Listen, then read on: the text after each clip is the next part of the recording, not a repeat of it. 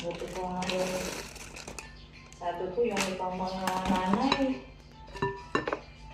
O pa, gala-gala lang. O hindi. Sabi ko. Oh, pickles. Ito.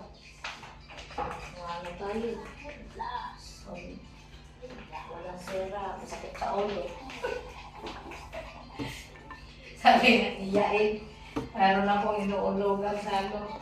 Masakit sa ulo pag wala pa akong pera. Hindi na kumukuha na. Sandaan yata yung kuha. Pero matagal na yun. Matagal na yung hulog. Siyang na taon na yata. Gulog sa kwan. Siya na taon na pala. Oo, sa... Ano ba yun? Sulat tayong lupa.